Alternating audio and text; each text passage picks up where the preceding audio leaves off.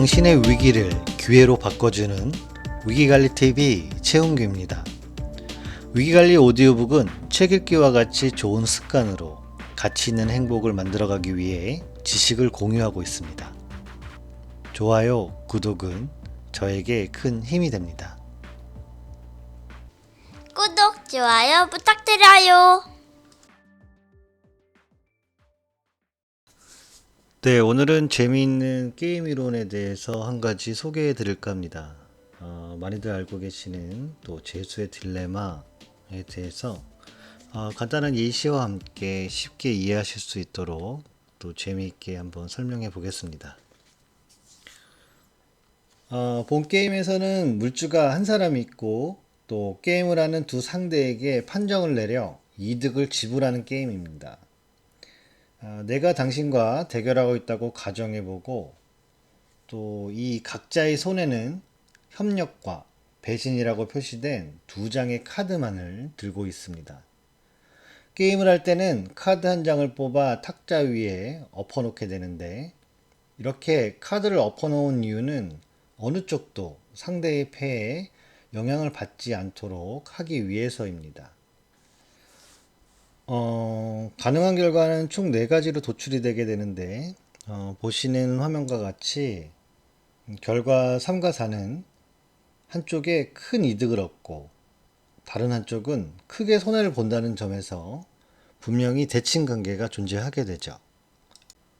반면에 결과 1, 2에서는 우리 모두 같은 결과를 얻지만 우리들 모두에게 결과 2보다 결과 1이 더 바람직하게 느껴지실 겁니다. 정확한 금액은 문제가 되지 않습니다. 몇 번을 지급했고 몇 건이 벌금인가도 전혀 문제가 되지는 않죠.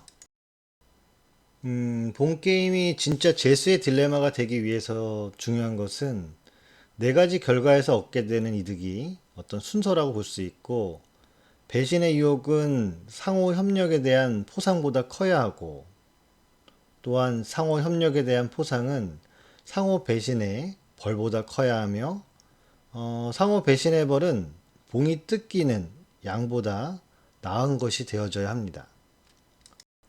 여기서 봉은 무분별하게 남을 도와주지만 이용만 당하는 것을 봉이라고 표현을 했으니 참고하시길 바랍니다.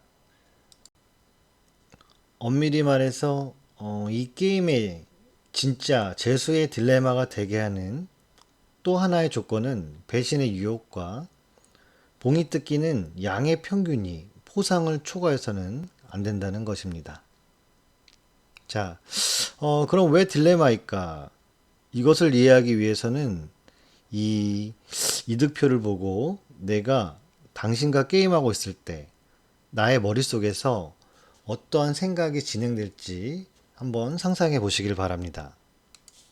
나는 당신이 낼 수 있는 카드가 협력과 배신이라는 2장의 카드밖에 없다는 것을 알고 있고 이제 차례대로 한번 생각을 해보면 만일 당신이 배신의 카드를 낸다면 나 또한 배신을 내야 내가 최선의 결과를 얻게 됩니다. 상호 배신으로 벌을 받지만 만일 협력의 카드를 낸다면 나는 봉이 되어 뜯기게 되므로 이보다는 나을 것입니다. 다음에는 당신의 협력 카드를 낼 때를 한번 같이 상상을 해보겠습니다. 이때도 내가 배신의 카드를 내야 최선의 결과를 얻게 되죠.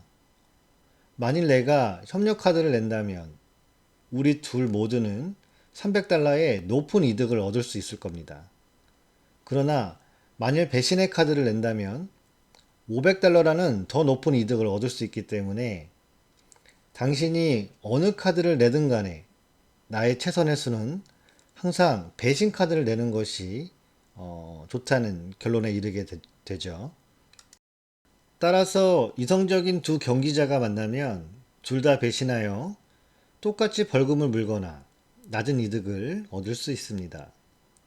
만약 협력 카드만 낸다면 비교적 높은 상호 협력에 대한 포상, 이러한 것을 얻을 것이라는 사실을 둘 다 잘 알고 있고 또 바로 이 때문에 이 게임이 딜레마이며 지나칠 정도로 역설적으로 보이는 데다가 심지어는 이에 대항하는 법이 마땅히 존재해야 한다 제안되기도 합니다.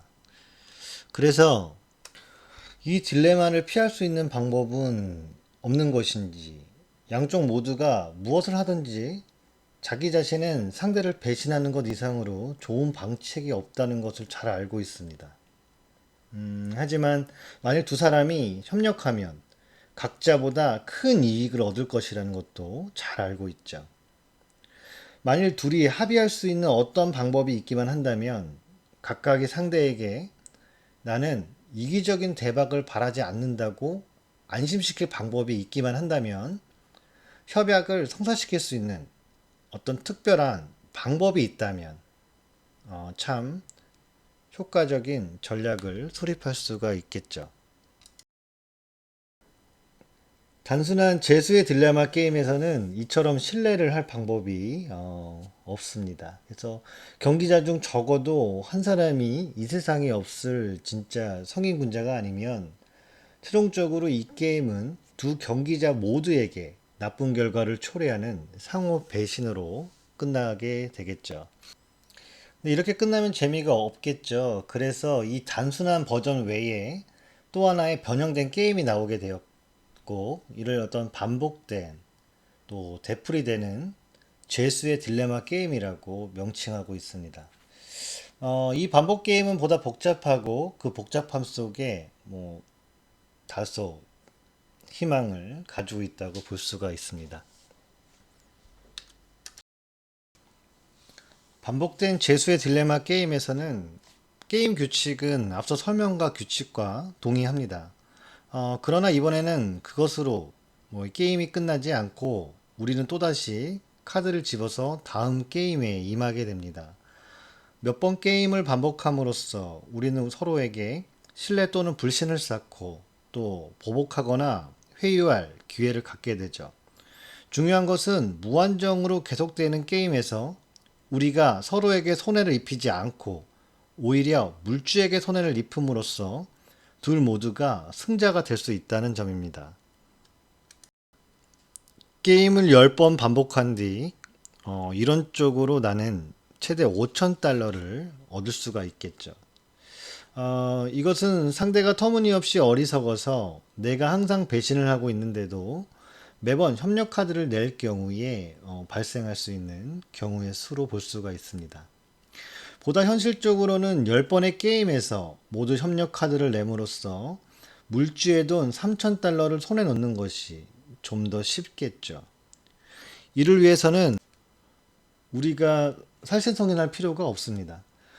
왜냐하면 현재까지 상대가 냈던 패를 통해 상대를 신뢰할 수 있는지 여부를 짐작할 수 있기 때문이죠.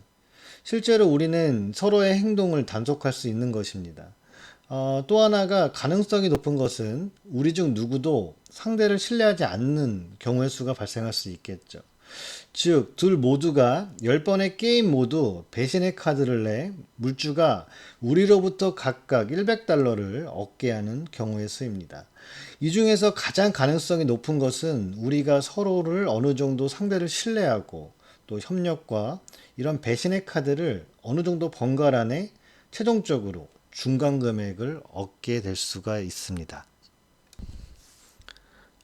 화면에서 보시는 새 진드기 잡기 게임의 여러 가지 결과에서 내가 얻을 수 있는 이득에 대해서 잠시 사례를 들어보겠습니다. 일어날 수 있는 결과의 순서를 매기면 거기에는 실제로 진짜 어떤 죄수의 딜레마 게임이 있다는 것을 알 수가 있고, 양자가 협력하면 표에서 보듯이 진드기를 서로 잡아주면 꽤 좋은 일이 되겠으나 갚아주는 대가를 치르기를 거부하게 되면 보다 많은 이득을 얻으려는 유혹도 당연히 존재하게 됩니다. 양자가 배신하면, 즉 찐득이를 잡아주기를 거부하면 나쁘기는 하겠지만 남의 찐득이를 애써 잡아주면서 자신의 찐득이에 뒤덮여 있는 경우보다 나쁘지는 않을 것입니다. 생각하면 생각할수록 인간의 생활뿐만 아니라 동물, 식물, 여러 가지의 어떤 그 환경 속에서도 반복된 죄수의 딜레마라는 게 존재하고 이런 게임 투성이라는 것을 깨닫게 됩니다. 분명히 반복 게임에서 취할 수 있는 전략은 상당히 다양하고 그 많은 전략 중에서 어느 것이 최선인지 찾아낼 수 있을지 의문을 가진 사람이 있었고 그는 게임 이론 전문가들에게 전략을 제안하도록 시약 광고를 내고 또 이 여기서의 전략은 미리 프로그램된 행동 규칙이었고 응모자들은 전략 아이디어를 컴퓨터 언어로 보내왔는데 한 14가지 어떤 전략이 제안이 됐습니다. 그래서 이 사람은 보다 나은 전략의 어떤 비교를 위해서 랜덤이라는 15번째 전략을 추가하고 이 전략은 협력과 배신의 카드를 아무렇게나 내는 것으로서 일종의 기준선인 무전략 역할을 하도록 했습니다. 만일 어떤 전략이 랜덤보다 이득이 좋지 않으면 그것은 상당히 나쁜 것임에 틀림이 없겠죠. 자, 여기서 그는 엑설로드라는 사람이고 이 엑설로드는 15개의 전략을 공통의 프로그램 언어로 번역해서 대형 컴퓨터를 서로 대전을 시키게 됩니다. 각각의 전략은 다른 모든 전략이 또 순차적으로 짝을 지어 반복된 재수의 딜레마 게임을 하게 됐고 이 15개의 전략이 있었기 때문에 컴퓨터로 행해지는 게임은 15 by 15, 즉 225가지 정도였다고 볼 수가 있습니다. 각각의 대전에서 200회의 승부가 끝나면 점수를 총계해서 승자를 정하는 방식이었죠. 어떤 전략이 어떤 특정 상대에게 이겼는가는 우리의 관심사가 아니고 우리의 관심사는 어떤 전략이 15개 상대와의 대전 모두를 합계했을 때 최대의 돈을 누적하느냐를 보는 것이었고 이 돈이라는 것이 단순히 화면에 보시는 그 표와 같이 어떤 그 주어진 점수를 의미하게 됩니다. 즉 상호 협력은 3점, 그리고 배신의 유혹은 5점, 상호 배신의 벌은 1점, 봉이 뜯기기 경우는 0점으로 표기를 했습니다. 하나의 전략이 달성할 수 있는 최고의 점수는 15,000점, 가능한 최저 점수는 0점이겠죠. 말할 것도 없이 이 두 가지 극단적인 예는 실제로 나타나지 않았을 거고, 하나의 전략이 15개의 전략과 대전하는 동안 평균적으로 얻을 수 있는 최고 점수는 600점을 훨씬 넘어서지는 못할 것입니다. 이것은 두 경기자가 모두 계속 협력하여 200회의 게임에서 3점씩 획득했을 때 각각의 경기자가 얻는 득점으로 볼 수가 있죠. 만일 어느 누구든 배신의 유혹에 굴복하면 다른 경기자의 보복 때문에 600점보다 낮은 점수로 끝날 가능성이 매우 높아지게 됩니다.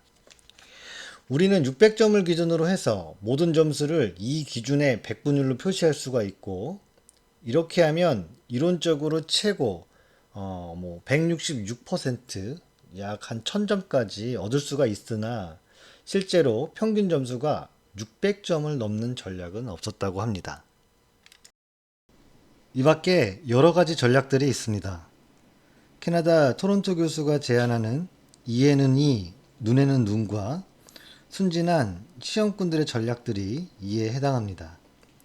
협력을 계속하여 600점을 얻을 수도 있고 이유 없이 배신하여 높은 배신의 유혹 점수를 얻는 것을 말합니다. 가장 중요한 범주는 결국 마음씨 좋은 전략군으로 비춰집니다.